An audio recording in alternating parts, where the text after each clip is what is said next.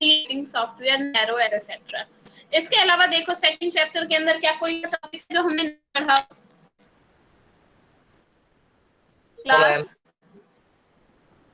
ठीक है भाई, किस टॉपिक से क्या कर रखे हैं, कवर कर रखे हैं। हम क्या करेंगे, ये टॉपिक्स हम कवर करेंगे, ठीक है। ओके। सो फर्स्ट मैं डिस्कस कर रही हूँ आप लोगों के साथ एंटीवायरस पैकेज। एंटीवायरस क्या होता है उसके बारे में।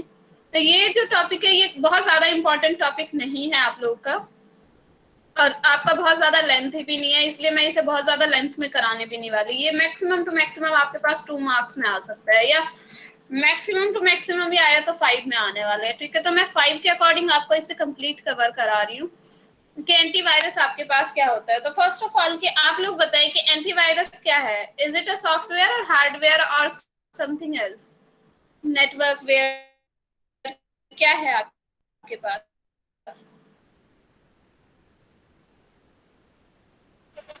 मैम मुझे सॉफ्टवेयर। बताएं, एंटीवायरस सॉफ्टवेयर है, हार्डवेयर है, नेटवेयर?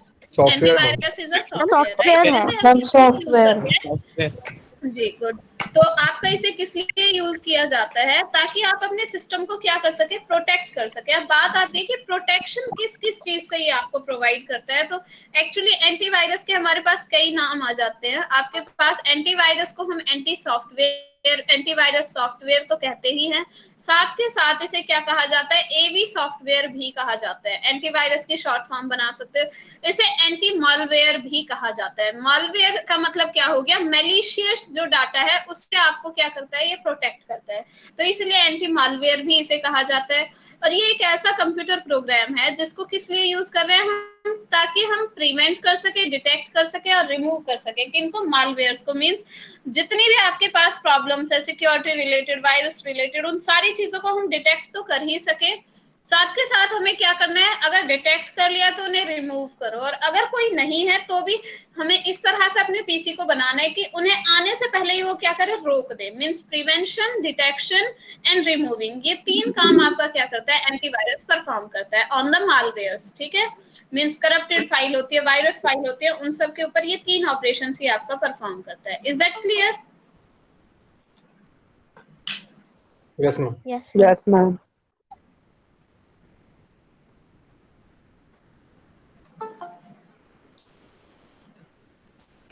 एक तो ये लोग बात बात तक आते रहते हैं, फिर क्लास में बीच में डिस्टर्ब करते हो।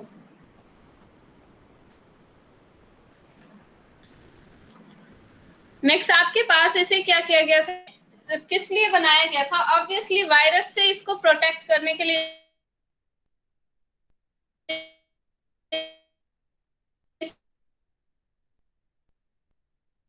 से बनाया गया था। तो इसका जो नेम दिया गया है ना, मैम वॉइस ब्रेक हो रही है। करते हैं यूज किया जाता है, राइट? इस काम करता है, इसीलिए इसको नाम दिया गया है एंटीवायरस। नेक्स्ट यहाँ पर हमसे प्रोटेक्शन कर रहा है। वॉइस ब्रेक हो रही है क्या, सभी के पे हो रही है? यस आपको जितनी भी मैसेज है, चाहे ब्राउजर हो, ठीक है, आपके पास, या फिर हैकर्स होते हैं, क्या करते हैं, आपके ब्राउजर को हाईजैक करने की, हैक करने की कोशिश करते हैं। रैनसमवेयर्स होते हैं जो कि क्या करते हैं, आपके पास अपने आपके डाटा को लेकर और आपको रैनसम करने की कोशिश करते हैं। मतलब डाटा आपका चोरी कर लिया, उसको अगेंस्ट आपके यूज करना या फिर रैनसम मांगना, वो सारी चीजें। की लॉगर्स होते हैं, बैकडोर्स होते हैं, रूट किट्स होती है, ट्रोजन हॉर्स होते हैं, वॉर्म्स होते हैं। ये सारे क्या है, वायरस के टाइप्स हैं। ये की लॉगर्स है, आपके पास बैकडोर्स है, रूट किट है, ट्रोजन हॉर्स है, बॉम्ब्स है, मैलिशियस है। ये सारे के सारे आप लोगों ने आईटी टूल्स के अंदर पढ़ रखे होंगे। डायलर्स है, फ्रॉड टूल्स है, एडवेयर है, स्पाईवेयर है। इन सभी टाइप के वायरस से ये आपको क्या करता है, प्रोटेक्शन प्रोवाइड करता है। और यहाँ पर इसके साथ साथ ये क्या कर रहा है आपके पास, आपको किन किन एक्टिविटीज से प्रोटेक्शन प्रोवाइड कर रहा है, आपको यूआरएल के थ्रू स्पैम होने से भी आपको बचा रहा है। कि कोई भी देखें आप लोग जब ईमेल पढ़ते हो तो ईमेल पे होता है ना, कई बार आपके पास कुछ यूआरएल आ रखे होते हैं जिन पे आप क्लिक करते हो और आप एक वायरस ओरिएंटेड पेज पे पहुंच जाते हो। ये वाली सिचुएशन तब बहुत ज्यादा आती है आपके पास जब आप लोग कोई सॉन्ग वगैरह डाउनलोड करते हो, आप डाउनलोड बटन पे क्लिक करेंगे और आप एक वायरस वाले पेज पे पहुंच जाते हो। हुआ है आप लोगों के साथ कभी? Yes, ma'am. क्लास कभी वहां पर आपके पास क्या हो जाता है, अचानक से आपके पास वाइब्रेट होना शुरू हो जाता है आपका फोन, और आपको क्या करना पड़ता है, अपना पूरा ब्राउजर स्टॉप करना पड़ता है। तो यहाँ पर इस तरह की एक्टिविटीज से भी आपको ये बचाता है। वो क्या होता है, आपके मैलिशियस यूआरएल्स होते हैं, वेबसाइट्स होती हैं जिनकी हेल्प से आप कहाँ पहुंच जाते हैं, एक वायरस ओरिएंटेड वेबसाइट पे पहुंच जाते हैं। और उसके बाद आप देखोगे कि अगर आप बहुत ज्यादा डाउनलोडिंग करते हो ना, अगर सॉन्ग्स वगैरह बहुत ज्यादा डाउनलोड करते हो तो आपका सिस्टम जो है वो कुछ टाइम के बाद स्लो होना शुरू हो जाता है ऑटोमेटिकली।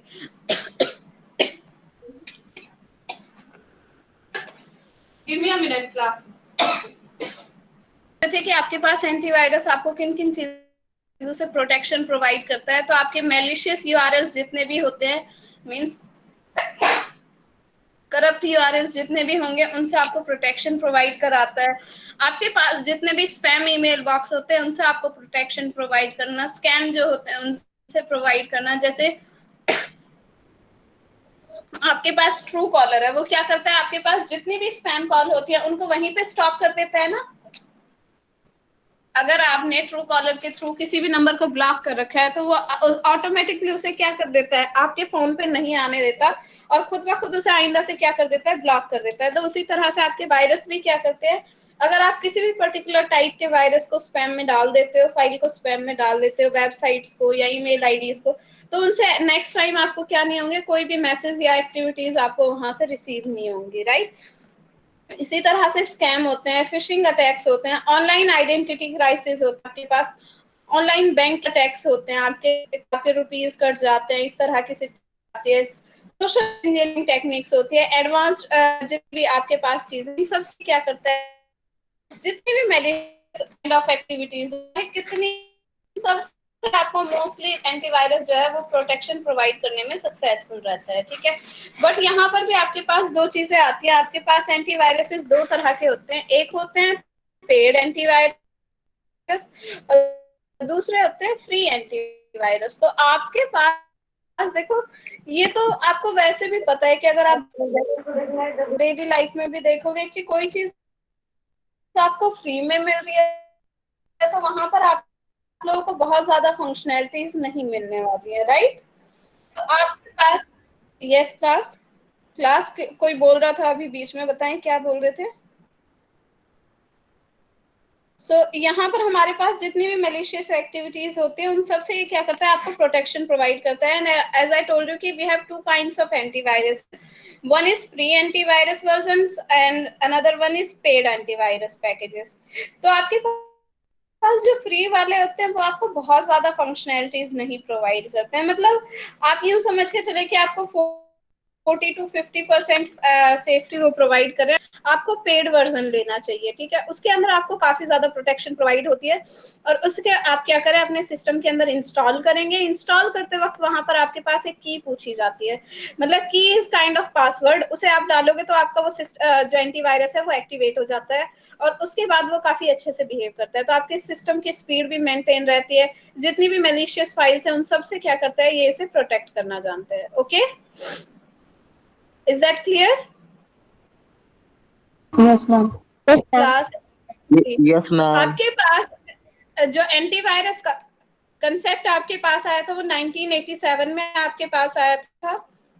ये आपके यहाँ पर प्रोग्रामर थे, that was Frederick B Cohen, ये आपके पास थे। इन्होंने क्या किया था, वायरसेस के अगेंस्ट इसे बनाया और उसे सिस्टम के अंदर इंस्टॉल किया, ठीक है। लेकिन उस टाइम पर हमारे पास जो इन्होंने वायरस बनाया था वो बहुत ज्यादा स्ट्रॉन्ग एंटीवायरस नहीं था, ठीक है।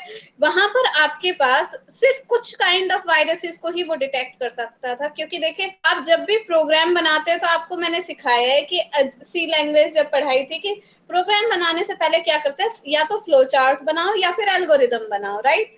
तो जब इन्होंने स्टार्टिंग में इसे बनाया तो इनके पास कोई प्रॉपर एल्गोरिदम नहीं थी कि जिससे हम सब टाइप के उसको वायरसेस को हम कवर कर सके।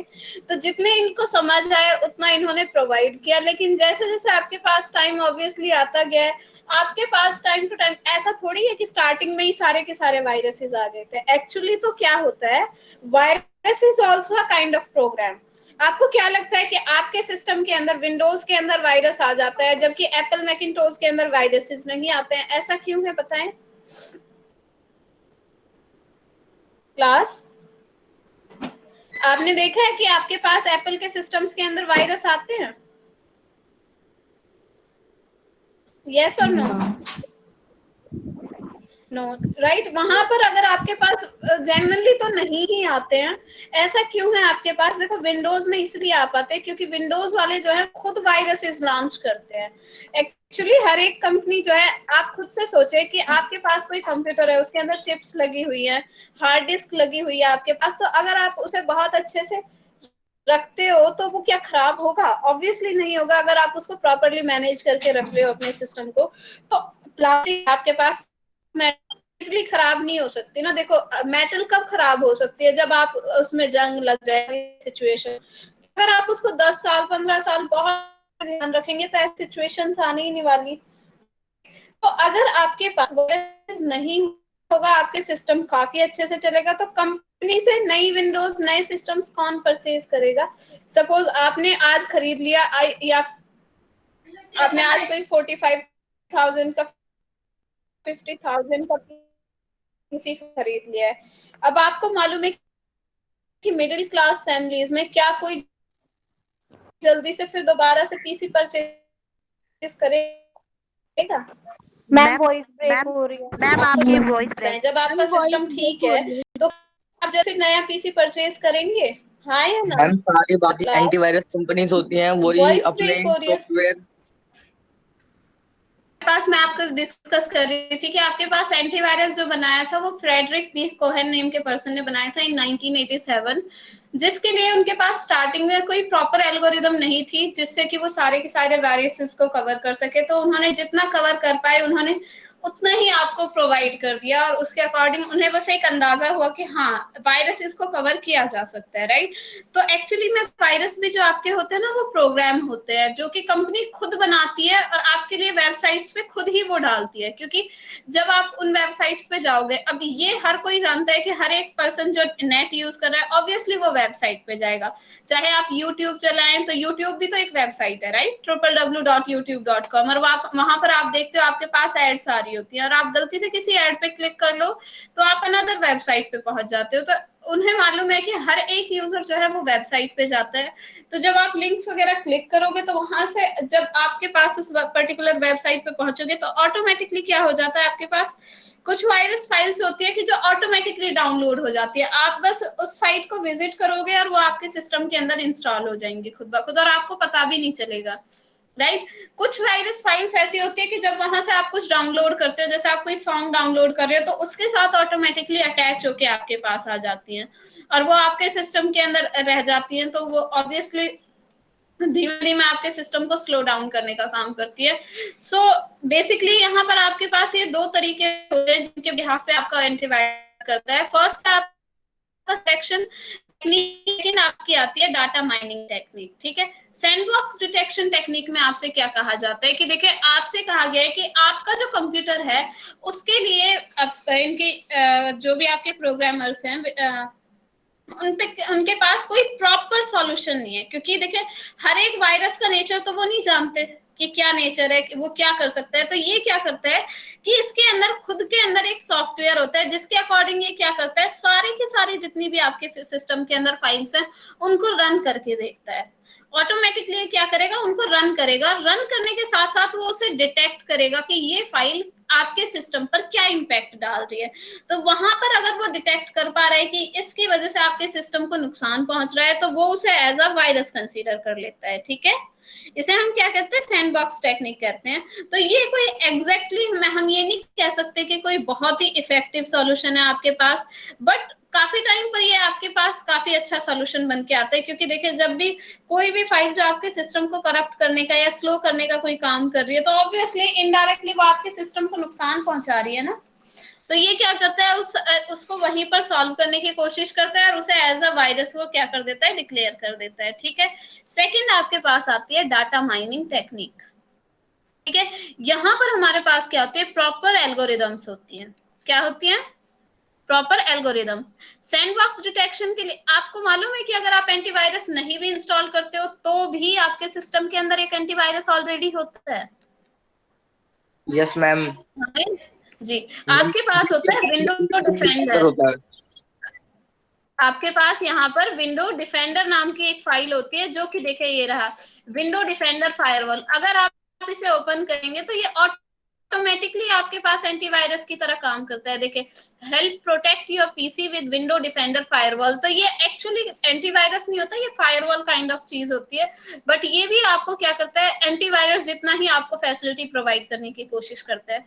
बट ऑब्वियसली ये बहुत जो माइनर वायरसेस होते हैं उन सबको डिटेक्ट करना नहीं जानता। यहाँ पर आपके पास क्या होती हैं, प्रॉपर एल्गोरिदम्स है जिसके अकॉर्डिंग ये क्या करेगा, रन करेगा। कई बार जब आप अपने सिस्टम के अंदर कोई सॉफ्टवेयर इंस्टॉल कर रहे होते हो तो उसकी परमिशन ही नहीं मिलती है। अगर आप उसको अलाउ भी करने की कोशिश करते हो तो अलाउ नहीं होता है, क्योंकि विंडो डिफेंडर ने उसे क्या कर रखा है, ब्लॉक कर रखा होता है। Is that clear? Yes ma'am. Yes ma'am. Second में डिस्कस कर रही थी कि आपके पास डाटा माइनिंग टेक्निक्स होती हैं। यहाँ पर ये क्या है, हमारे पास एक ऐसा सॉफ्टवेयर है जिसके अंदर हमने प्रॉपर एल्गोरिदम्स लगा रखी है कि अगर ये चीजें मैच हो जाती हैं तो ये इस काइंड का वायरस है। जैसे इफ एल्स केसेस आप लगा देते हो ना, if this condition and this condition satisfies then we are declaring it as a malware function. इस तरह से कुछ भी हमने कर दिया, तो उन्हीं एल्गोरिदम के बिहाफ पे आप क्या बनाते हैं, अपने प्रोग्राम्स बनाते हैं। उन प्रोग्राम को जब रन करोगे, सॉफ्टवेयर बनाते हैं, उस सॉफ्टवेयर को जब रन करोगे तो आपको वहां से मालूम हो जाता है कि ये कोई मलिशियस फाइल है या नहीं है, मतलब कोई नुकसानदायक फाइल है या नहीं है, और इसका आपके सिस्टम पर क्या इफेक्ट आ रहा है। तो जो आप लोग इंस्टॉल करते हो ना, अवास्ट एंटीवायरस वगैरह ये सारे, तो ये किस पे भी आपके वर्क करते हैं, डाटा माइनिंग टेक्निक्स के ऊपर है आपके। ठीक है, is that clear class? Yes ma'am. Yes ma'am. जी। नेक्स्ट आपके पास बात आती है, देखिए हर एक चीज के आपके पास अपने प्रोज और कॉन्स होते हैं। तो अगर आपके पास एंटीवायरस के कुछ फायदे हैं तो ऑब्वियसली इसके कुछ नुकसान भी होते हैं। ठीक है, और अगर आप कोई भी फ्री एंटीवायरस डालते हो ना तो उसके साथ ज्यादा नुकसान आते हैं। तो उसके ड्रॉबैक्स आपके पास क्या क्या हो सकते हैं? सबसे पहला ड्रॉबैक तो ये हो सकता है कि ये आपके सिस्टम की जो परफॉर्मेंस होती है ना उसे स्लो कर देता है। तो जैसे अगर आपने कोई फ्री एंटीवायरस इंस्टॉल किया है तो जब आप उसको रन करते हो तो आप देखते हो बहुत धीमे धीमे वर्क करता है, राइट? आपके पास यहाँ पर, मेरे पास भी शायद होगा कोई,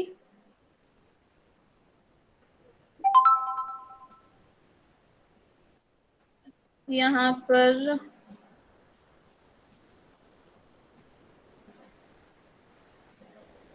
आई डोंट नो था तो ये रहा, मैं कैफे सिक्योरिटी पर कर रखा है। आप यहाँ पर जाके इसे देखोगे। अब आप जब इसे रन कर रहे हो बच्चे, तो इससे कई बार क्या होता है कि अगर अच्छी क्वालिटी के एंटीवायरसेस होते हैं तो वो आपके सिस्टम परफॉर्मेंस पे कोई वो नहीं फर्क लाते। लेकिन जो लो क्वालिटी के एंटीवायरसेस होते हैं ना, वो क्या करते हैं, आपके सिस्टम परफॉर्मेंस को बहुत ज्यादा डिग्रेड कर देते हैं। तो सिस्टम ऑटोमेटिकली, हमने लिया किस लिए था कि हम सिस्टम की स्पीड को बढ़ा सके, क्योंकि जो है आपका रिमूव कर देगा तो काम कर पाएगा। But case of cheap antivirus software आपके पास वो उल्टा काम कर जाता है। सेकंड आपके पास क्या हो जाता है, देखिए ये बात तो हम सबको मालूम है कि जहां पर हम लोग ज्यादा ट्रस्ट करके चलते हैं तो वहां पर हम डिसीजन लेने में ना ज्यादा देर नहीं करते। जैसे सपोज कि अगर मुझे लगता है कि हाँ कोई पर्सन है जिसपे मैं बहुत ज्यादा ट्रस्ट कर सकती हूँ और उसने मुझे कहा कि ये फाइल पे आपको साइन करना है, मैं ऑटोमेटिकली बगैर पढ़े भी साइन कर सकती हूँ, राइट? यस। इसी तरह से एंटीवायरस के लिए लोगों का परसेप्शन क्या होता है कि एंटीवायरस है तो आपके सिस्टम को कोई नुकसान नहीं पहुंचाएगा। तो वहां पर आपके पास क्या आ जाता है, उसके बिहाफ पे आप लोग क्या करते हो, हर एक टर्म्स कंडीशंस को एक्सेप्ट कर देते हैं। वहां पर इंस्टॉलेशन करते वक्त आपके पास एक्सेप्ट का ऑप्शन आता है ना, लास्ट में जब आप चेक बॉक्स पे क्लिक करते हो, I accept all the terms and conditions of this particular software, करते हो या नहीं? Yes ma'am. उसके बाद आप सबमिट क्लिक करते हैं। आप लोग कभी भी उसकी टर्म्स एंड कंडीशंस एग्जैक्टली पढ़ते ही नहीं है। क्योंकि हमने क्या बना रखा है, एक परसेप्शन बना रखा है, और हम बगैर पढ़े उसे क्लिक कर देते हैं, और हमें बाद में पता चलता है कि उन पूरी लिस्ट के अंदर कोई पॉइंट ऐसा भी हो सकता था कि जिसने आपके सिस्टम को नुकसान पहुंचाया। मींस उन्होंने 100 की लिस्ट बना रखी है, मे बी 45th पॉइंट ये हो कि अब वो आपके सिस्टम के अंदर ऑटोमेटिकली इंस्टॉल भी कर सके कोई सॉफ्टवेयर, अथॉरिटी उन्होंने मांग लियो, अब आपने तो एक्सेप्ट कर दिया है, तो वो क्या कर जाएगा, उसे परमिशन मिल गई, तो अब वो क्या कर रहा है, वहां पर आपके उसी चीज का वो फायदा उठा रहा है। ठीक है, तो हमें कभी भी ऐसे नहीं होना चाहिए कि हमें बिल्कुल ही अंधे होके अपनी सेंस ऑफ सिक्योरिटी पूरी खत्म करके हम उसे एक्सेप्ट क्लिक कर दे। तो एक्सेप्ट क्लिक करने से पहले आप लोग पूरी टर्म्स एंड कंडीशंस को पढ़ा करो।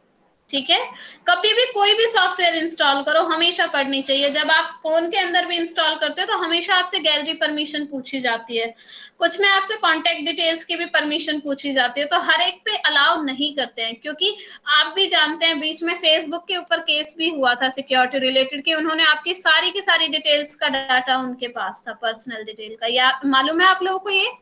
Yes ma'am. ये ये बात है, तो वहां पर हमारी सिक्योरिटी ब्रीच होती है, क्योंकि आप भी जानते हैं आज की डेट में हमारे सारे के सारे accounts, Gmail accounts, Facebook account, WhatsApp account, सारे के सारे एक दूसरे से इस तरह से कनेक्टेड है कि अगर आपने एक बार एक्सेप्ट टर्म आपने कर दिया ना, तो आप यूं समझे कि आपका काफी सारा डाटा उनके पास जा चुका है, पर्सनल डाटा।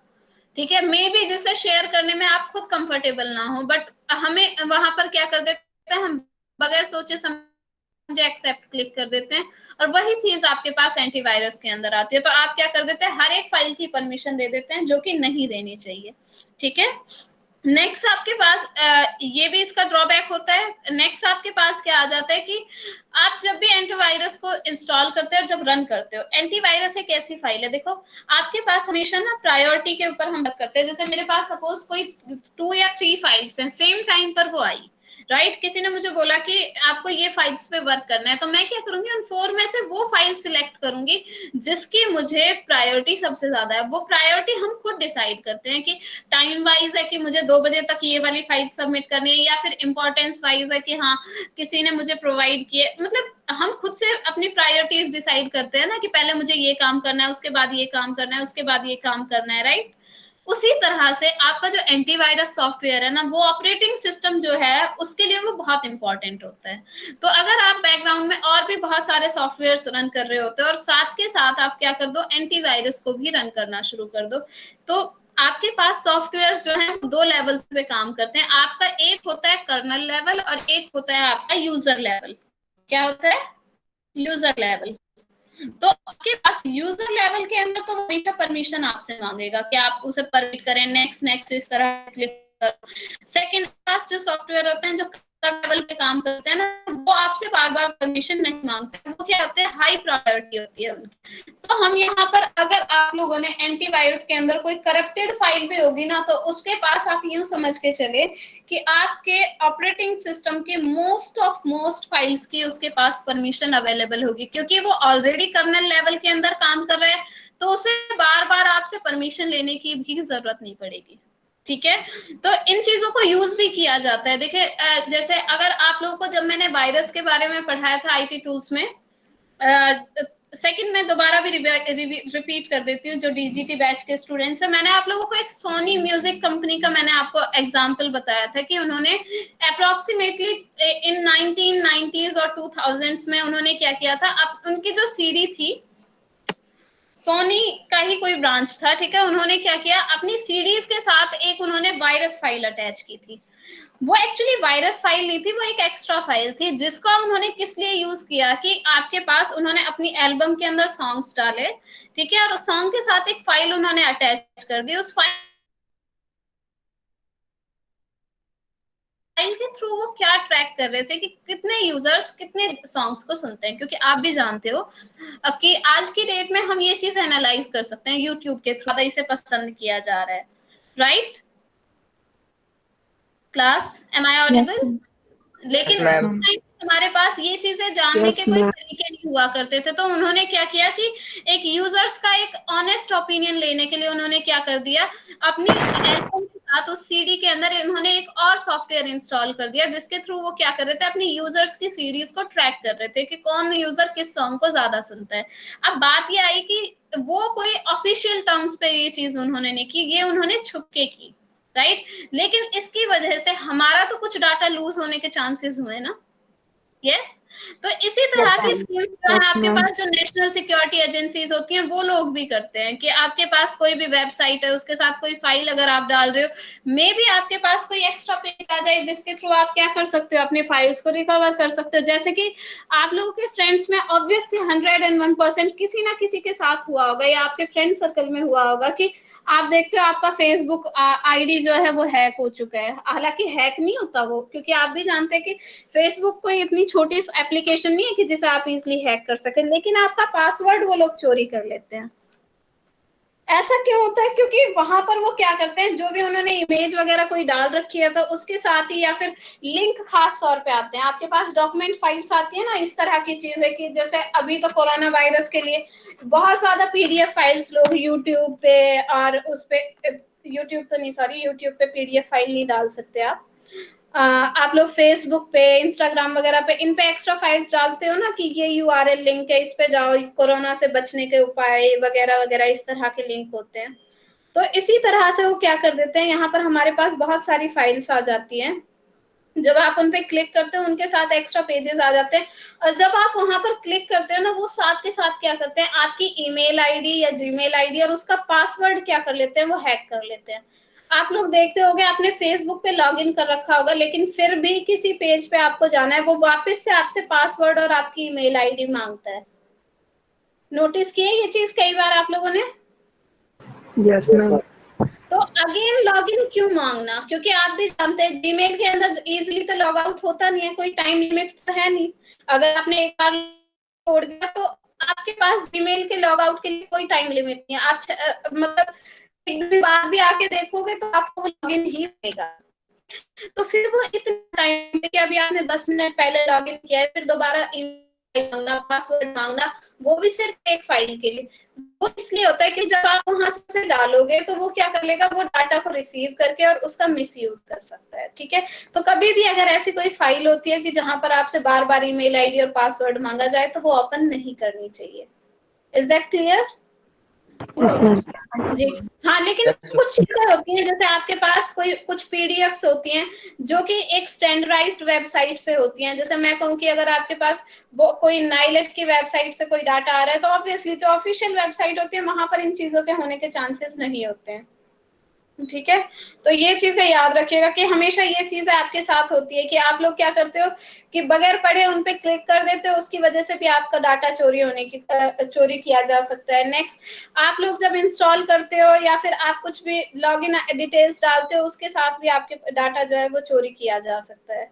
नेक्स्ट आपके पास this is the list of some antiviruses, कि आपके पास आज की डेट में काफी फेमस जो है वो ये सारे हैं।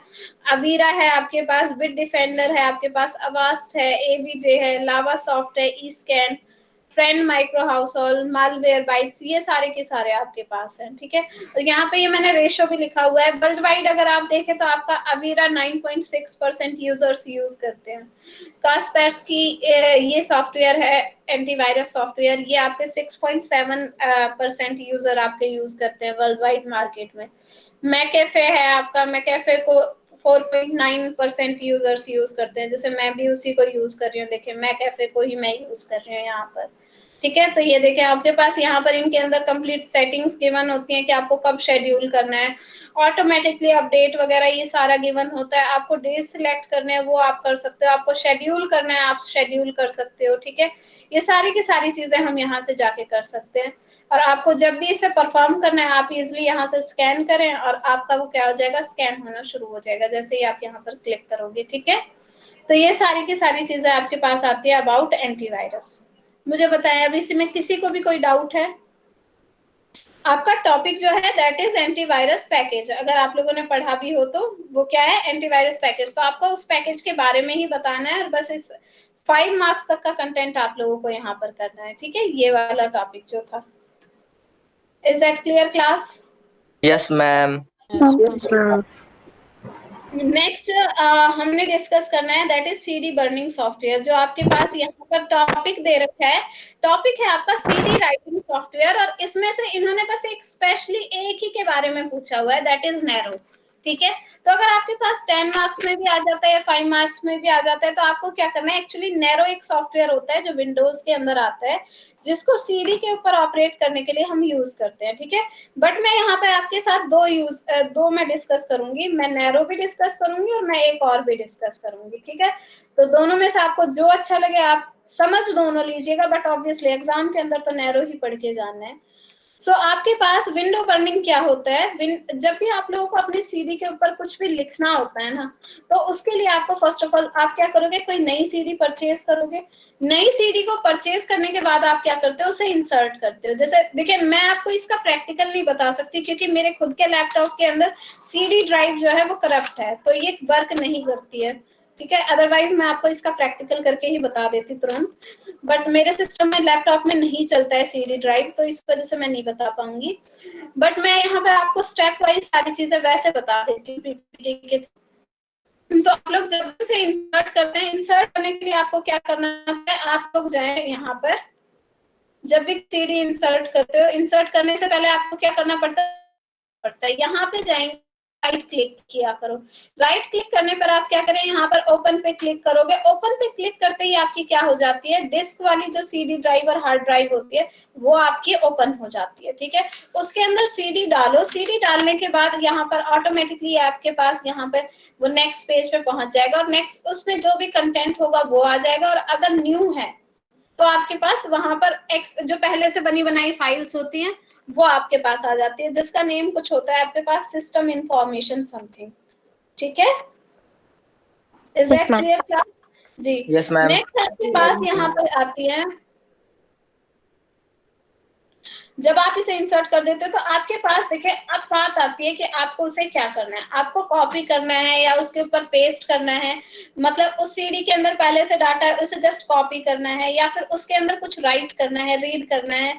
तो ये चीज में से आपको क्या करना पड़ेगा, डिसाइड करना पड़ेगा। और उसके लिए हमारे पास यहाँ पर उसके बाद उस काम को परफॉर्म करने के लिए आपको क्या करना पड़ता है, किसी सॉफ्टवेयर की हेल्प लेनी पड़ती है। जैसे विंडोज 2015 तक आपके पास 2005 तक सॉरी आपके पास ये आपका सॉफ्टवेयर अवेलेबल होता था, दैट वाज नैरो सॉफ्टवेयर, ठीक है, जिसको हम क्या करते थे, विंडोज के लिए यूज करते थे। लेकिन आज की डेट में आपके पास और भी बहुत सारे ऑप्शंस हैं, आप क्या करें, इनमें से कोई भी सॉफ्टवेयर इंस्टॉल कर सकते हैं। आपको सीडी बर्नर इंस्टॉल करना है आप वो कर सकते हैं, नैरो करना है आप वो कर सकते हैं, बर्न अवेयर करना है वो कर सकते हैं। ये सारे सॉफ्टवेयर्स के नेम है जो कि सीडी डीवीडी रीडिंग राइटिंग के लिए यूज किए जाते हैं।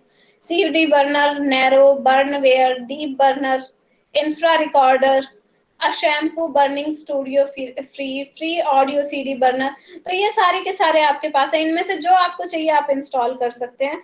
जैसे मैं यहाँ पर आपको करके भी दिखा देती हूँ कि आपको किस तरह से करना है। आप यहाँ पर जाएं और यहाँ पर क्या कीजिएगा,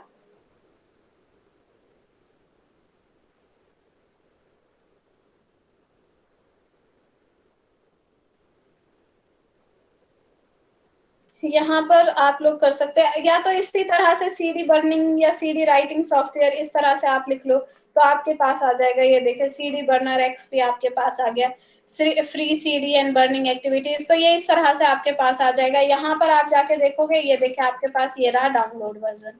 तो आप इसे डाउनलोड करना चाहो तो आप क्या कर सकते हैं, यहाँ से जाके इसे इजिली डाउनलोड कर सकते हैं, ठीक है। मैं इसलिए नहीं कर रही हूँ क्योंकि मेरे सिस्टम के अंदर वैसे भी ये काम नहीं करता है, तो मुझे कोई बेनिफिट नहीं है, ठीक है। और ऊपर से मेरा नेट स्लो हो जाएगा। तो आप लोग करके देखना चाहें, अगर आप लोगों के पास घर पे कोई सीडी है तो प्लीज इसे इंस्टॉल करके चेक कीजिएगा, ठीक है। यहाँ पर जब आप इसे इंस्टॉल कर लोगे, इंस्टॉल करने के बाद मैं पहले सीडी बर्नर के बारे में बता रही हूँ कि जैसे सीडी बर्नर को आपने डाउनलोड किया, डाउनलोड करने के बाद आपको क्या करना है, इसे इंस्टॉल करना है। एक्चुअली ये आपके पास एक फ्री एप्लीकेशन है, तो आपको कुछ पे वे नहीं करना पड़ेगा, फ्रीली आप इसको एक्सेस कर सकते हैं। और इसकी अच्छी चीज ये है कि ये आपको सीडी पर भी राइटिंग अलाउ करता है, डीवीडी पर भी करता है। और अगर आप लोग देखते होंगे पहले जो मतलब आज से 10 साल पहले आपके पास जो वेडिंग वीडियोस वगैरह आती थी वो किस में आती थी, ब्लू रे डिस्क में आती थी, राइट। देखिए बड़ी सी सीडी टाइप में होती थी, कैसेट टाइप में बड़ी सी। Yes, ma'am. जी, तो ये ब्लू रे डिस्क और एचडी, इस पे भी ये क्या करता है, एचडी डीवीडी इस पे भी ये क्या करता है, इजिली वर्क कर सकता है। जबकि नैरो जो है वो आपका ब्लू रे डिस्क पे इतना अच्छे से वर्क नहीं कर पाता था, ठीक है, और आपका एचडी डीवीडी पे तो वो वर्क ही नहीं कर पाता था, जबकि आपका सीडी बर्नर एक्सपी ये इन पे भी इजिली काम करता है। Is that clear? नेक्स्ट आपके पास आते हैं, जब भी आपको अपनी सीडी के ऊपर कुछ लिखना होता है, सीडी पे लिखने से पहले आपको क्या करना पड़ता है, उसे एक बर्निंग प्रोसीजर होता है, वो करते हैं, ठीक है। नाम पे नहीं जाना है आप लोगों ने कि उसे बर्निंग वैसे है। तो यहाँ पर आपके पास सिर्फ एक ऑप्शन होता है, उस पर आप क्लिक करेंगे, क्लिक करने के बाद आप ओके सिलेक्ट करेंगे। उसके बाद क्या हो जाती है, आपकी सीडी बर्न हो जाती है। सीडी बर्न होने से मतलब क्या है कि सीडी पे आप कुछ भी लिखोगे, इसके लिए वो प्रिपेयर हो जाती है, ठीक है। तो यहाँ पर आप क्या कर सकते हैं, इस पर्टिकुलर सॉफ्टवेयर की हेल्प से ये सारी चीजें आप कर सकते हैं। आपको किसी भी तरह की डिस्क है उसे बर्न करना है, सीडी है, डीवीडी है, ब्लू रे डिस्क है, एचडी डीवीडीज है, फ्लॉपी ड्राइव्स है, उन सबको आप क्या कर सकते हैं, इसकी हेल्प से आप बर्न कर सकते हैं। आपको ऑडियो सीडी बनाना है वो आप बना सकते हो। आपको कोई आईएसओ फाइल क्रिएट करनी है, इंटीग्रेटेड सॉफ्टवेयर आपको कोई क्रिएट करना है, वो आप क्रिएट कर सकते हो, मीन्स प्रोग्रामिंग टाइप फाइल्स जो होती हैं, ठीक है। आपको डाटा वेरीफाई करना है, मीन्स आपने उसको सीडी को बर्न कर दिया, उसके बाद आपने उस पर कुछ डाटा ऐड किया, उसको वेरीफाई करना है, तो उसे भी आप कर सकते हैं। यहाँ पर आपको कोई बूटेबल डिस्क बनानी है, बूटेबल डिस्क से मीनिंग क्या है बताएं, आपको बूटिंग पढ़ाई है मैंने, एक ऐसी डिस्क जिसमें बूटिंग कोड हो, that will be known as bootable disk. Okay okay. जी, तो अगर वो बनानी है तो वो भी आप इसकी हेल्प से बना सकते हैं। मल्टी लैंग्वेज इंटरफेस बनाना है वो भी बना सकते हो। आप लोग देखते हो ना सीडी आती है, उसके अंदर multi languages, Hindi audio given होती है, इंग्लिश ऑडियो भी गिवन होती है, और भी कई तरह की ऑडियोज गिवन होती हैं, राइट। नेक्स्ट आपके पास सीडीज के साथ साथ उसके सब टाइटल्स गिवन होते हैं, उनको भी वो सपोर्ट कर रहा होता है। तो ये सारी चीजें भी आप इसके हेल्प से बना सकते हैं। आप इसको क्या कर सकते हैं, आपके पास पहले से कोई बिन फाइल है या एनआरजी फाइल है, बिन मतलब बाइनरी फाइल, ठीक है, उसको आप आईएसओ फाइल के अंदर कन्वर्ट करना चाहते हैं, उसको आप प्रिंट करना चाहते हैं, ये भी आप कर सकते हैं सीडी बर्नर की हेल्प से। और आपको क्या करना है, आपको विंडोज की कोई सीडी बनानी है, मतलब एक सीडी के अंदर विंडोज 2000 वाली फाइल डालनी है, तो ये कोई भी विंडो फाइल आपको डालनी है, 2003 सर्वर, विंडोज 7 डालनी है, विंडोज 8 डालनी है, ये सारी किसी भी तरह की फाइल बनानी हो, आप क्या कर सकते हैं, इस सॉफ्टवेयर की हेल्प से आप बना सकते हैं, ठीक है। जैसे अगर आप लोग क्या करते हो कि आप जिस भी शॉप पे जाते हो वहां से क्या कहते हैं कि मुझे विंडोज 7 की सीडी चाहिए, तो वो लोग ऐसा थोड़ी है कि पहले से बना के रखते हैं या वो बनी बनाई खरीदते हैं, नहीं, उनके पास पहले से बस एक सीडी होती है और उसे वो क्या कर देते हैं, आपको कॉपी पेस्ट करके दे देते हैं, ठीक है। Is that clear class? Yes, ma'am. Yes ma'am. जी, Yes, तो जब आप सीडी ma'am. बर्नर पर Yes, जाएंगे, ma'am. आपके पास सीडी बर्नर पर जाएंगे तो इस तरह की आपके पास स्क्रीन आती है, ठीक है। यहाँ पर आप इसे क्लिक करेंगे तो इस तरह का आपको स्क्रीन मिलेगा, और यहाँ पर आपको जो भी काम उस पे करना है, क्रिएट अ फाइल करना है, ये सारे ऑप्शंस आपको गिवन होते हैं। मैं आपको इसे दिखा देती हूँ।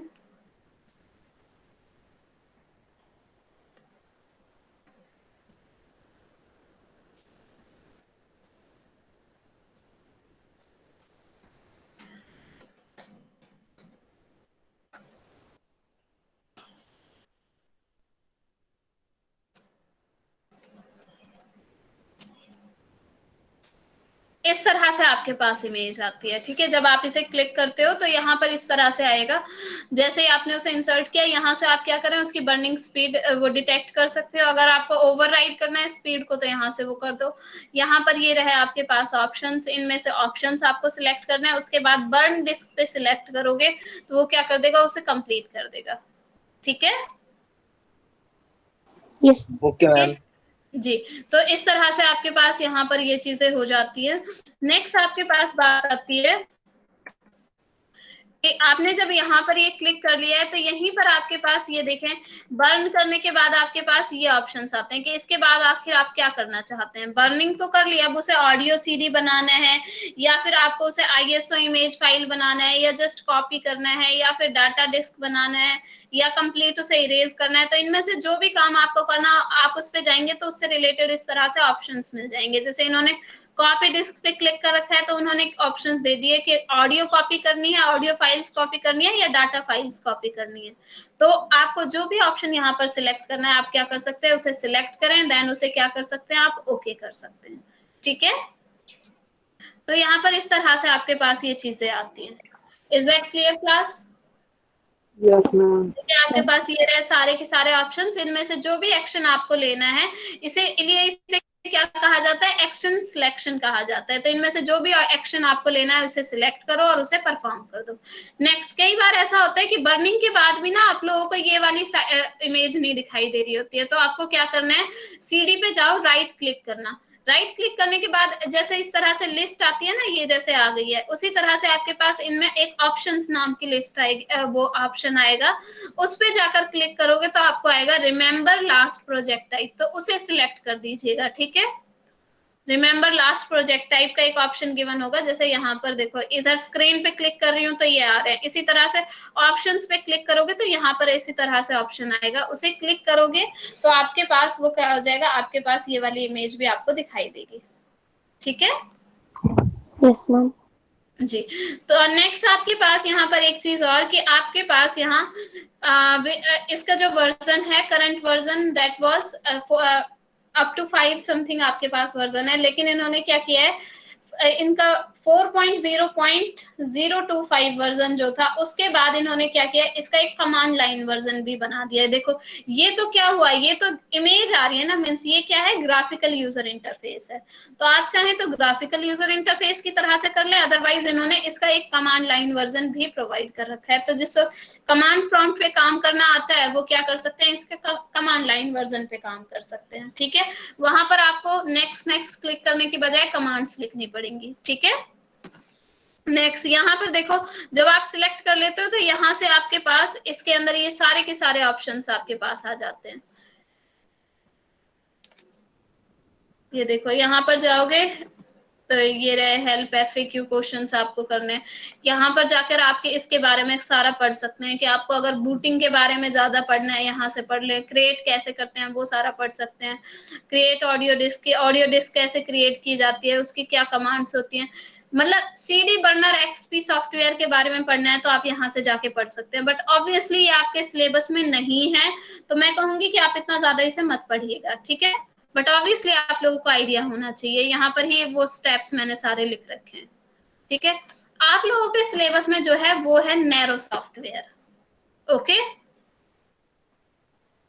Class, okay ma'am. तो ये आप लोगों को बहुत अच्छे से करना है क्योंकि एग्जाम के अंदर आपको यही लिख के आना है, नैरो सॉफ्टवेयर। तो नैरो सॉफ्टवेयर जो आपका है ना, इसके कंप्लीट नेम आपको दे रखा है नैरो बर्निंग रोम। एक्चुअली आपके पास नैरो जो कंपनी है उनके आपके पास जैसे माइक्रोसॉफ्ट कंपनी है ना, माइक्रोसॉफ्ट के बहुत सारे सॉफ्टवेयर्स हैं, MS word, MS PPT, MS Excel, उसी तरह से नैरो जो है आपके पास उसका एक कंप्लीट सूट है, that is narrow multimedia suit. इसके अंदर बहुत सारे आपके पास प्रोडक्ट आते हैं, जिनमें से एक आपका है नैरो बर्निंग रोम।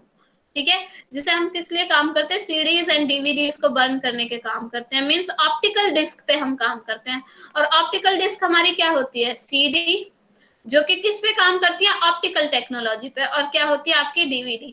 मुझे बताएं, क्या फ्लॉपी डिस्क भी आपकी ऑप्टिकल ड्राइव है? क्या फ्लॉपी डिस्क आपकी एक ऑप्टिकल डिस्क है? यस और नो?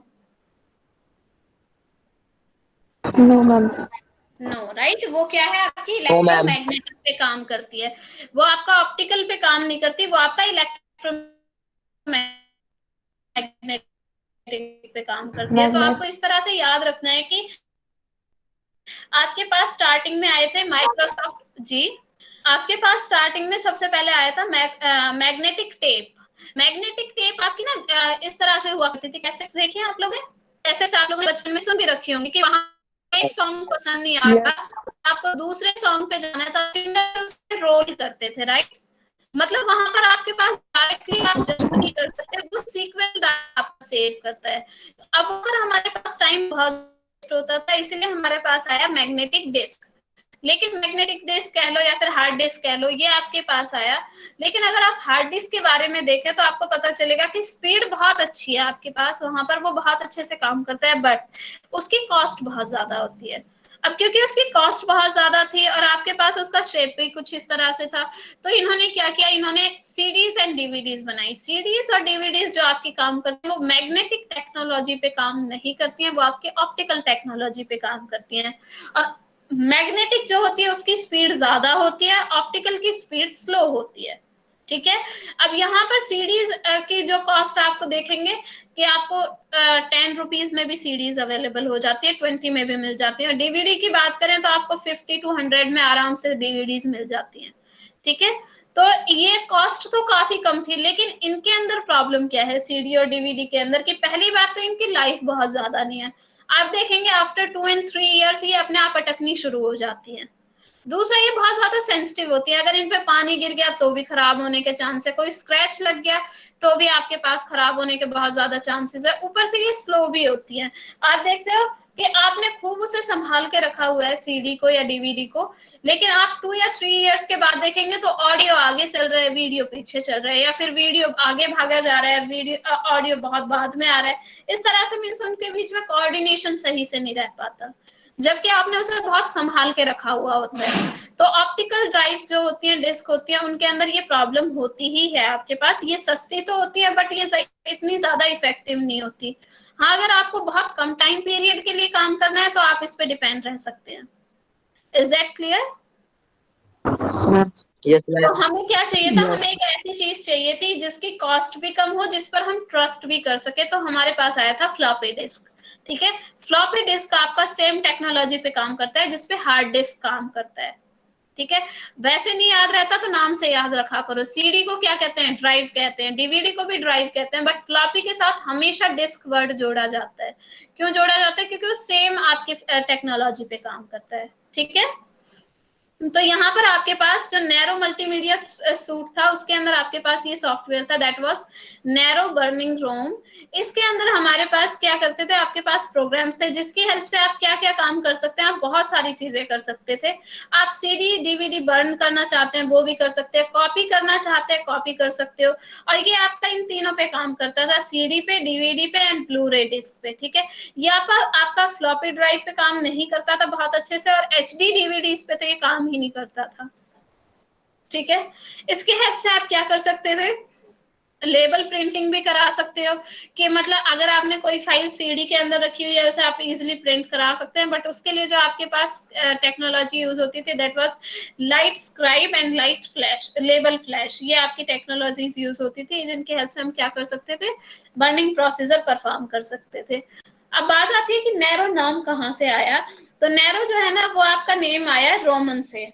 रोमन के अंदर आपके पास एक शासक थे जिनका नाम था आपके पास नैरो। ठीक है, और ये इतने फेमस इसलिए हुए हैं क्योंकि रोम के अंदर एक फायर इंसिडेंट हुआ था जिसे हम कहते हैं ग्रेट फायर ऑफ रोम। ठीक है, ये कुछ इंसिडेंट हुआ था, उसके अकॉर्डिंग ये रोम के अंदर आग वगैरह लगी थी, उसके अंदर इनका काफी इंपॉर्टेंट रोल था। ठीक है, तो वहां से आपके पास नैरो नेम आया था, उस राजा का नेम था नैरो, तो इन्होंने वहां से क्या किया, उनका नेम ले लिया। और एक्चुअली रोम कहाँ से आया, ROM, ये भी आपका इससे आया है, रोम का सिटी से, जो आपकी सिटी है, सबने ये ऑब्वियसली नेम सुन रखा होगा। तो इस कंपनी ने ये नेम यहाँ से ड्राइव किया था। Is that clear? Yes, ma'am. और यहाँ पर इसे आप क्या कर सकते हैं, ऑडियो फाइल बनानी है, वीडियो फाइल बनानी है, इन सब चीजों को आप बना सकते हो। ये देखिए पूरी पूरी आपके पास। तो ये क्या करता है आपके पास, ये आपका माइक्रोसॉफ्ट विंडोज के अंदर ऑलरेडी हुआ करता था पहले, अब नहीं हुआ करता था, हुआ करता। जैसे अगर अब मैं यहाँ पर जाके इसे प्रेस भी करूँ, यहाँ पर देखें मैंने डिफेंडर लिखा तो डिफेंडर का मेरे पास सॉफ्टवेयर है वो ऑटोमेटिकली आ गया, लेकिन मैं यहाँ पर नैरो लिख रही हूँ तो नैरो रिलेटेड मेरे पास कुछ नहीं आ रहा, क्योंकि आपके पास आज की डेट में ये नहीं आता है। ठीक है, तो ये आपके पास पहले 2012 तक आपके पास इजिली अवेलेबल हुआ करता था, इवन 16 तक भी आता था, बट विंडोज 10 में नहीं है। ठीक है, आप विंडोज 7 में देखोगे तो वहां आप लोगों को मिल जाएगा। तो आपके पास विंडोज के अंदर ये सॉफ्टवेयर हुआ करता था। नेक्स्ट विंडोज के बाद आपको भी मालूम है कि विंडोज के पहले लाइनेक्स आ चुका था। विंडोज आपके पास आई है 1995 के बाद, और आपके पास जो लाइनेक्स है वो आपका 1980 से ही स्टार्ट हो चुका है ना। 1990 में आपके पास लाइनेक्स आपके पास अवेलेबल था, ठीक है। लेकिन इसके अंदर क्या है कि आपके पास इतनी ज्यादा चीजें उस टाइम पे नहीं थी, बट आपके पास पहले विंडोज के अंदर आया, उसके बाद 2005 से लेकर 2012 तक ये आपका लाइनेक्स ऑपरेटिंग सिस्टम पर भी अवेलेबल था, बट उसके बाद उसे वहां से हटा दिया गया, ठीक है। आज की डेट में आप कोई भी लाइनेक्स ऑपरेटिंग सिस्टम जैसे रेड हैट है आपके पास, उबंटू है, इनमें किसी पे भी जाके देखोगे तो आपको वहां भी नैरो रोम सॉफ्टवेयर नहीं मिलने वाला, ठीक है। Is that clear class? Okay Yes, ma'am. Okay, ma'am. जी। yes, तो ma'am. नेक्स्ट आपके पास इसका एक वर्जन आया था नैरो 2015। इसके अकॉर्डिंग इन्होंने क्या किया था कि आप क्या कर सकते हैं, अपनी मोबाइल डिवाइस से भी डायरेक्ट बर्निंग परफॉर्म कर सकते हैं, तो वो मोबाइल के अंदर भी आपको बर्निंग प्रोवाइड करता था। नेक्स्ट आपके पास जो इसका करंट वर्जन आया वो आया है रोम 2017 के अंदर। ये विकिपीडिया का डाटा है बच्चे, ठीक है, तो इसमें कोई मिस्टेक होने के चांसेस ही नहीं हो सकते। ये एग्जैक्ट डाटा है, ये आप लोगों को लिखना है आपके एग्जाम के अंदर आ जाए तो यहाँ से ये आपके पास 2015 के अंदर जो वर्जन आया था उसमें आपको मोबाइल डिवाइसेस भी कंपैटिबिलिटी प्रोवाइड की गई थी। और लास्ट जो अपडेटेड वर्जन आपके पास आया है दैट इज नैरो बर्निंग रोम 2017, जिसे कि एक्चुअली रिलीज कब किया गया, अक्टूबर 2016 में रिलीज किया गया है। और उसके बाद उसमें बस कुछ अपडेशन की गई और इसको क्या बना दिया गया, 256 बिट बना दिया गया और उसे नाम क्या दे दिया गया, रोम 2017, ठीक है।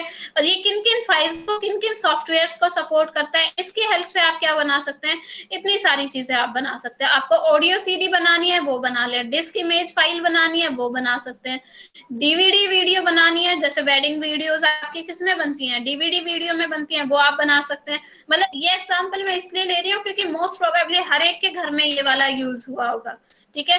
नेक्स्ट ब्लूरे डिस्क भी आपने फैमिली फंक्शंस की वीडियोस देखी होंगी, AVCHD वीडियो डिस्क होती है, ये भी आप बना सकते हो। बूटेबल डाटा फाइल बनानी होती है वो बना सकते हैं, ISO डाटा फाइल बनानी होती है वो बना सकते हैं, सिक्योर डिस्क फाइल बनानी है वो भी आप बना सकते हैं, ठीक है। और इसके अलावा भी ये कुछ और फंक्शनलिटीज आपको प्रोवाइड करता है, जैसे आप क्या कर सकते हैं, इनकी हेल्प से प्रिंट भी कर सकते हो। मीन्स इसे इंसर्ट किया और आप इसके सॉफ्टवेयर पे जाए, वहां से आप प्रिंटिंग कमांड भी दे सकते हो, बट वहां पर आपके पास मैंने बताया light scribe and level flash technology आपकी यूज होती है। Am I audible class? Yes, ma'am. Yes ma'am. Next अगर आपको डाटा को इरेज करना है तो वो भी आप यहाँ से कर सकते हैं। नेक्स्ट आपको कुछ भी कॉपी करना है वो भी कर सकते हैं, और कॉपी में भी आप चॉइस ले सकते हैं। मींस आपको सपोज MP4 ऑडियो फॉर्मेट दे रखा है, लेकिन आपको MP4 नहीं चाहिए, कोई और अलग ऑडियो फॉर्मेट चाहिए, आपको एक ही वे इस तरह से आपको कुछ चाहिए, ठीक है। WMA चाहिए आपको, विंडो मीडिया ऑडियो, इस तरह का कुछ अलग मतलब ऑडियो फोल्डर चाहिए, वो भी आप यहाँ पर बना सकते हैं। मतलब अदर फॉर्मेट्स में भी आपका ये कन्वर्ट करने की कैपेसिटी रहती है, ठीक है। और आप इसे क्या कर सकते हैं, ऑनलाइन म्यूजिक डाटा के साथ भी कनेक्ट कर सकते हैं, ठीक है? जैसे आप लोग के पास ऑनलाइन म्यूजिक डाटाबेस के कोई एक एग्जांपल बताएं। आप लोग अगर जो भी स्मार्टफोन यूज करता है वो ऑब्वियसली यूज करता होगा, ऑनलाइन म्यूजिक डाटाबेस का कोई भी एक एग्जांपल। Spotify. क्या गाना एप्लीकेशन है ना, मैम Spotify सावन वगैरह। मैम हाँ, विंक। ये सारे आपके क्या है, म्यूजिक डाटाबेस है। म्यूजिक डाटाबेस से क्या मतलब है, ऐसा डाटाबेस जिसके अंदर सारी की सारी म्यूजिक फाइल्स हैं, विंक। राइट। हाँ, विंक है आपके पास, सावन है आपके पास गाना है, Spotify. गूगल प्ले स्टोर पे भी है आपके पास, गूगल ऑडियो स्टोर करके, प्ले म्यूजिक करके है, तो वो भी आपका music database Google play related. Music. जी, तो ये सारी की सारी चीजें आपके साथ क्या होती है, यहाँ पर कंपैटिबल होती है। नेक्स्ट यहाँ पर आप क्या कर सकते हैं, इमेज कंपैटिबिलिटी भी आपको अलाउ की गई है। मींस अगर आपके पास कोई इमेज 1080 फॉर्मेट में सेव है, आप उसे किसी अनदर फॉर्मेट में लेना चाहते हो, जैसे आपके JPG में सेव है बट आपको किस में चाहिए, PNG में चाहिए, तो इसकी हेल्प से आप उसे भी क्या कर सकते थे, चेंज कर सकते हो, ठीक है। तो ये काफी सारे फीचर्स आपको इसके अंदर प्रोवाइड किए गए हैं।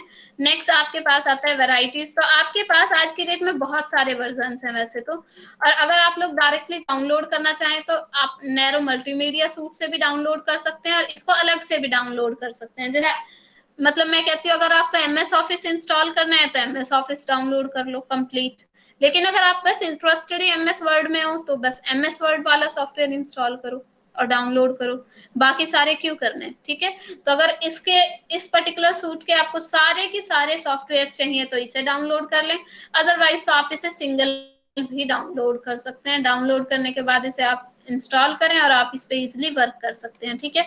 बहुत ही इजी है इंस्टॉल करना, बस यहाँ पर जाओ और लिख दो नैरो, ये रहा apical narrow download for free. देखिए आप जाएंगे बहुत सारे लिंक आ जाते हैं, आप कोई भी एक लिंक पे ये देखें आपके पास ये आ गए, ठीक है। ये रहे सॉफ्टवेयर्स आपके पास, यहाँ से जाओगे आपके पास ये सारे के सारे आ जाते हैं।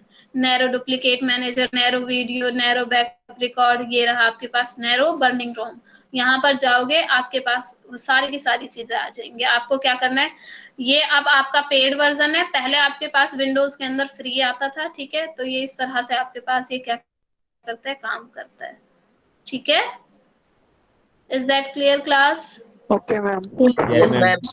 So that is all Yes, about ma'am. window वो CD burning, ठीक है। अब आप लोग मुझे बताएं फ्लॉपी डिस्क के बारे में, किसने कर रखा है बताएं। Ma'am floppy disk magnet technology पे काम करती है और ये फ्लेक्सिबल भी होती है।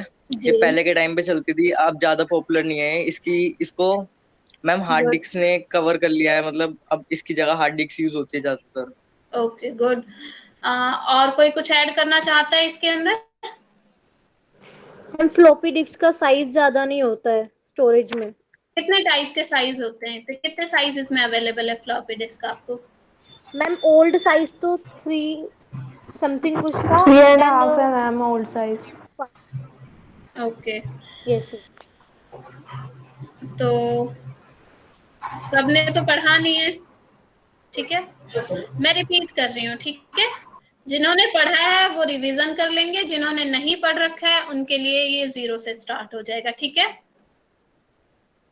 Is that clear class. Okay ma'am. Okay, ma'am.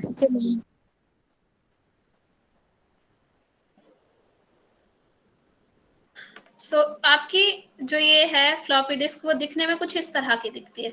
मैं थोड़ा जल्दी जल्दी कवर करूंगी, ठीक है, क्योंकि ऑब्वियसली रिवीजन ही करा रही हूँ मैं इसका काइंड ऑफ, क्योंकि आप सबने IT टूल्स के अंदर पढ़ रखा है ये, और ये आप लोगों का होमवर्क था, ठीक है। बट फिर भी कोशिश कीजिएगा। आपके पास यहाँ पर फ्लॉपी डिस्क जो होती है वो कुछ कुछ दिखने में इस तरह की होती है, ठीक है। वैसे ये आपके पास पुराना वर्जन है, अभी तो जो मिलती है वो बहुत पतली सी मिलती है, वो कुछ इस तरह की आप लोगों को दिखाई देती होंगी। इस तरह से आप लोगों को दिखाई देती हैं। ये रेक्टेंगल शेप की होती हैं आपके पास, बस साइड से यहाँ से थोड़ा सा एक कट होता है, यहाँ पर से थोड़ा सा एक कट होता है, मतलब 3 कॉर्नर्स होते हैं वो तो कंप्लीटली रेक्टेंगल टाइप के होते हैं, और जो 4th कॉर्नर जो होता है ना उस पे एक छोटी सी नॉच होती है, जिसको क्या होता है आपके पास, इसे थोड़ा सा डिफरेंशिएट करती है रेक्टेंगल से, ठीक है। लेकिन अगर आप इसको बहुत ज्यादा डिटेल में मैं इसका साइज बढ़ाकर आपको दिखाऊं तो कुछ इस तरह के आप लोगों को मिलेगी।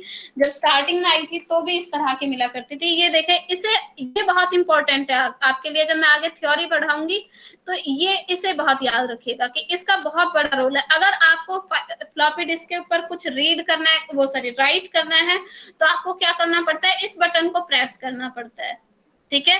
तभी जाकर आपके पास क्या हो पाएगा, ये कंप्लीट के कंप्लीट आपकी रन हो पाएगी। आज की डेट में आप लोग देखेंगे आपके पास जितने भी सीपीयूज आते हैं, पीसीज आते हैं, उसके अंदर फ्लॉपी ड्राइव नहीं मिलती है, राइट। आज की डेट में आपको CD एंड DVD ड्राइव मिलती है, पहले लेकिन आप लोगों को फ्लॉपी डिस्क ड्राइव मिला करती थी। अगर किसी के घर में 2000 से लेकर 2007 तक पीसी अगर आप लोगों ने देखे हैं तो वहां पर ज्यादातर सभी ने फ्लॉपी डिस्क देखी होगी, जिसमें से आपको सिर्फ इतना सा पोर्शन दिखाई देता है, जो ये ब्लैंक वाला दिखाई दे रहा है ना, ये वाला पोर्शन आप लोगों को दिखाई देता है। यस और नो क्लास। Yes ma'am.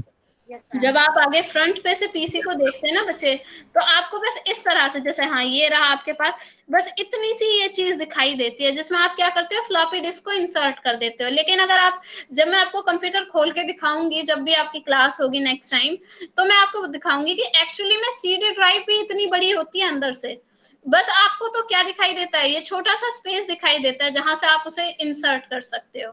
बाकी ये अंदर से आप देखोगे तो पूरी की पूरी इसी तरह की दिखाई देती है जैसे ये दिखाई दे रही है। तो फ्लॉपी डिस्क ड्राइव जिसे हम कहते हैं, मैं यहाँ पे सिंपल डिस्क की नहीं बात कर रही, मैं सीडी की बात नहीं कर रही, मैं सीडी ड्राइव की बात कर रही हूँ, मतलब उस जगह की जहां पर सीडी को इंसर्ट किया जाता है। ठीक है, सीपीयू के अंदर ये पूरी चीज है जो आपके पास होती है, लेकिन आपको दिखाई बस ऑब्वियसली आगे से ये इतनी देती है। जब आप यहाँ पर क्लिक करते हो तो ये ओपन हो जाती है, जब आप इसे दोबारा से क्लिक करते हो तो ये बंद हो जाती है। इस तरह से आपके पास चीजें होती हैं। यस और नो? Yes, ma'am. जी। नेक्स्ट आपके पास फ्लिपी ड्राइव जब आपके पास स्टार्टिंग में आई थी, किसी एक बच्चे ने बोला कि स्टार्टिंग में 3.5 इंच था साइज, नहीं, फ्लॉपी ड्राइव आपके पास मार्केट में 3 साइजेस में अवेलेबल है जो ज्यादा फेमस है। एक है 8 इंच 5 साइज, सेकंड है आपके पास 3.5 इंच एंड लास्ट है आपके पास 5.25। अब ये बात और याद रखना कि कहीं कहीं पर आपको बुक्स के अंदर 5.5 मिलेगा, वो गलत है। 3 ही साइजेस अवेलेबल हैं फ्लॉपी डिस्क के अंदर, 8 इंच, 5.25 इंच एंड 3.5 इंच। ठीक है, इसके अलावा और कोई साइज अवेलेबल नहीं है। इसके अलावा कहीं पर मिलता है तो वो गलत है। ठीक है, तो आपके पास जो सबसे पहले आपको फ्लॉपी डिस्क दी गई थी वो 8 इंच की थी और ये आपकी बनाई गई थी, आईबीएम के एक प्रोग्रामर थे, उन्होंने इसे बनाया था जिनका नेम था एलन शुगार्ट, जो कि 1967 में उन्होंने ये बनाई थी। बट ये इम्प्रूव कब की गई है? देखो, जब स्टार्टिंग में कोई चीज आती है तो हम जीरो से शुरू करते हैं तो वो इतनी ज्यादा अच्छी नहीं बनती। ठीक है, मतलब वो काम करेगी बट उसके बाद ही हम उसमें अपडेट करते करते चलते हैं तो वो एक ज्यादा इफेक्टिव और ज्यादा एक अच्छी चीज बन के आती है। तो 1967 में ये डेवलप की गई थी, उसके बाद इसमें बहुत सारे अपडेट किए गए। 1980s के बाद ये काफी ज्यादा इंप्रूव हो गई क्योंकि हमने क्या कर दिया, इसके अंदर रीड एंड राइट हेड को हमने क्या कर दिया, इंसर्ट कर दिया, जिसकी वजह से इसकी स्पीड भी इंप्रूव हुई है और इस पे काम करना भी इजी हुआ है। ठीक है, नेक्स्ट इनका साइज आपके पास आता है, साइज ऑब्वियसली डिफर करता है। 3.5 इंच की जो आपके पास डिस्क होती है उसका साइज आपके पास कितना होता है, सिर्फ 1.44 MB होता है। कितना होगा? 1.44 MB। लेकिन अगर आज की डेट में आप अपने फोन में कोई ऑडियो सॉन्ग भी प्ले करके देखोगे ना तो उसका भी साइज मिनिमम 4 to 5 MB होता है। देखा है आप लोगों ने जब डाउनलोड करते हो? Class? Yes, ma'am. Yes ma'am. जी, तो आप खुद ही सोचिए ठीक कि है। इफेक्टिव होगी। तो 3.5 इंच जो आपके पास फ्लॉपी डिस्क तो बहुत ज्यादा साइज के लिए नहीं होती। हाँ, इसे आप क्या कर सकते हैं, PDF file, MS word file, इस तरह की फाइल के लिए यूज कर सकते हो, सिंपल नोटपैड फाइल जो होती है, क्योंकि वहां पर कोई इमेज वगैरह नहीं होती तो उनका साइज ऑटोमेटिकली कम होता है। ठीक है, नेक्स्ट आपके पास यहाँ पर आता है कि अगर आप इसको अंदर से देखेंगे तो जैसे सीडी होती है ना उसी तरह से डीवीडी ये आपका काम करता है। ठीक है, आपके पास यहाँ पर ये आ गया कंप्लीट साइज रिलेटेड, ये आपके पास होती है, ये कुछ टर्म्स हैं। अगर आप फ्लॉपी डिस्क कह रहे हो तो मैं सिर्फ उस डिस्क की बात कर रही हूँ, जैसे सीडी की बात कर रही हूँ। ठीक है, और अगर मैं फ्लॉपी डिस्क ड्राइव का कह रही हूँ तो मैं क्या कह रही हूँ, उस जगह का कह रही हूँ जो सीपीयू के अंदर या लैपटॉप के अंदर ऑलरेडी होता है, जिसके अंदर हम क्या करते हैं, अपनी सीडी को, अपनी फ्लॉपी डिस्क को क्या करते हैं, हम इंसर्ट करते हैं। That is known as drive, floppy disk drive. ठीक है, जो कि आपका क्या करता है, इसको रीड करने का, राइट करने का काम करता है। Is that clear? नेक्स्ट आपके पास यहाँ पर हम जब भी कोई डाटा सेव करते हैं बच्चे, तो डाटा को एक्चुअली देखो, दिखने में चाहे वो कैसी भी लगे, एक्चुअली इसकी वर्किंग कैसे होती है, कुछ इस तरह से होती है। ये आपके पास इस तरह से, आपको सपोज ये पूरी की पूरी क्या दे रखी है, इतने साइज में आपको ये पूरी की पूरी यहाँ पर दे रखी है फ्लॉपी डिस्क।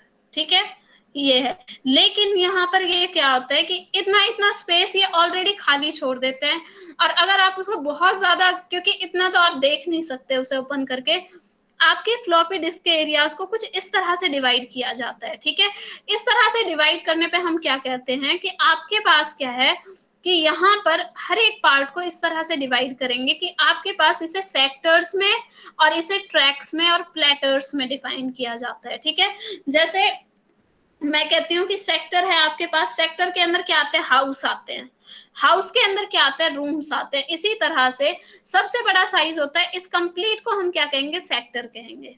क्या कहेंगे, जितना भी एरिया आपको दिखाई दे रहा है इसको क्या कहेंगे हम, Sector. ठीक है।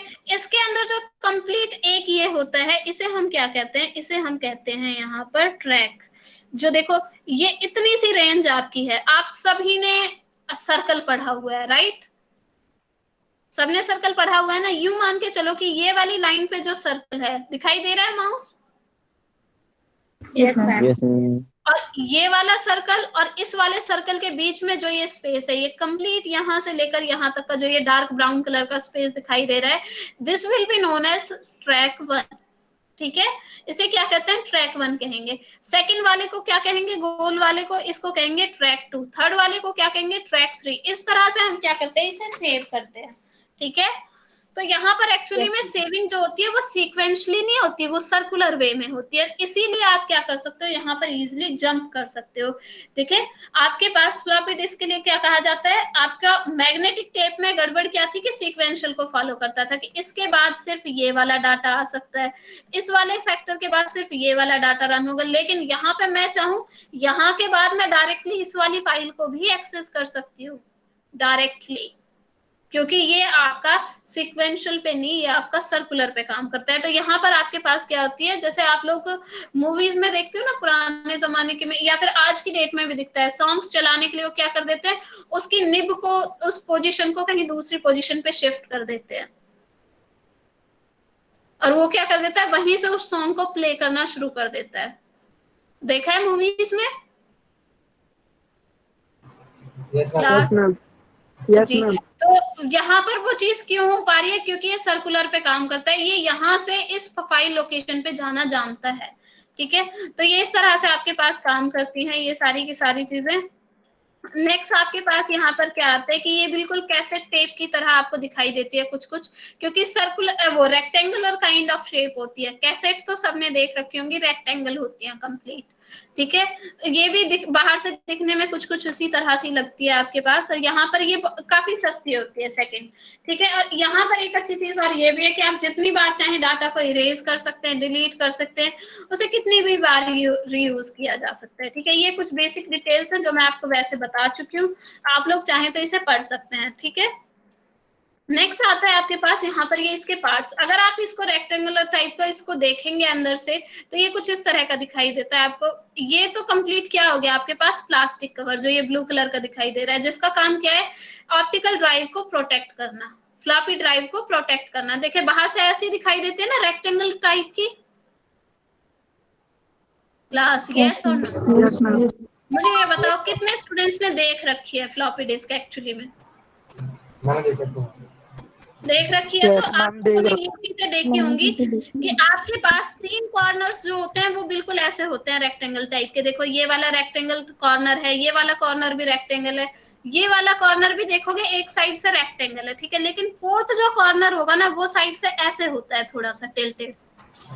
ठीक है, तो ये कंप्लीटली रेक्टेंगल नहीं होती है। ठीक है, 3 साइड से रेक्टेंगल होती है, लेकिन फोर्थ साइड पे इस तरह से थोड़ा सा यहाँ पर छोड़ रखा होता है।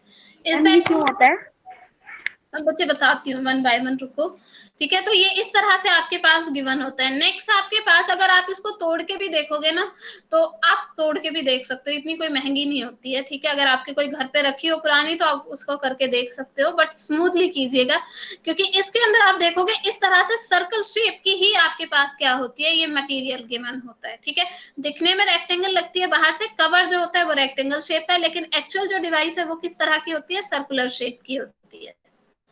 Is that clear? Yes, ma'am. Next आपके पास एक कॉर्नर पर क्या होता है, इस तरह से आपको ये थोड़ा सा स्पेस गिवन होता है, इसे हम क्या कहते हैं, इसे कहते हैं राइट प्रोटेक्ट। क्या कहते हैं, राइट प्रोटेक्ट। ठीक है, और अगर आप जी, और कुछ अपडेटेड वर्जन्स में ये आपको थोड़ा सा अंदर भी मिल जाता है। ठीक है, तो इसे हम क्या कह देते हैं, राइट प्रोटेक्ट विंडो कह देते हैं। नेक्स्ट आपके पास यहाँ पर आता है कि आपके पास जो ये अंदर का सर्कल होता है ये मेटल टाइप का होता है। ये मेटल को हम क्या कहते हैं, इसे हम कहते हैं स्पिंडल होल। क्या कहते हैं, स्पिंडल होल, जो कि आपको क्या करता है, एक्चुअली मूव करता है। जैसे सीढ़ी आपकी मूव होती है ना, उसी तरह से ऑप्टिकल ड्राइव भी अंदर से आपकी मूव होती है, तो ये उसको मूव करने में आपकी हेल्प करता है। नेक्स्ट ये स्पेस होता है, इसे हम कहते हैं सेक्टर होल। सेक्टर होल क्यों प्रोवाइड किया जाता है, ये देखें, ये क्या है आपके पास सेक्टर होल, ये रहा आपके पास गिवन, ठीक है। यहाँ से क्या होता है, आपको स्टार्टिंग प्रोवाइड हो जाती है। यहाँ पर सेक्टर होल गिवन है, तो सपोज यहाँ से सेक्टर 1 स्टार्ट होगा, this will B sector 2, this will become sector 3, तो उसकी रिकॉर्डिंग मेंटेन रखने के लिए हम क्या करते हैं, सेक्टर होल यूज करते हैं। Is that clear? अंदर की पूरी डिस्क को हम कहते हैं मैग्नेटिक डिस्क, ठीक है। इसी के ऊपर आपको यहाँ पर देखें ये गिवन होता है रीड एंड राइट स्लॉट। ये बहुत इंपॉर्टेंट है आप लोगों के लिए फ्लॉपी डिस्क के अंदर। अगर आपको रीडिंग करनी है तो क्या करना होता है, इसे क्लिक करना पड़ता है, ठीक है। इसका तरीका होता है हल्का सा पुश करने का, ठीक है। आई डोंट नो, मैंने भी खुद पर्सनली कभी यूज नहीं किया है, तो बस इसको थोड़ा सा प्रेस करना पड़ता है, तो आप उसे प्रेस करेंगे तो वो रीड करेगा, ठीक है। आप अगर राइट करना चाहते हैं तो उसके लिए आई थिंक 2 टाइम्स उसे प्रेस करना पड़ता है, इस तरह से उसका प्रोसीजर होता है। तो अगर आपने इसे प्रेस नहीं किया और आप उस पर राइट करने की कोशिश कर रहे हैं तो वो नहीं करेगा, ठीक है। तो इसे इंसर्ट करने से पहले ही आपको उसे प्रेस करना पड़ता है, तब जाके उसे सिस्टम के अंदर इंसर्ट करते हैं। और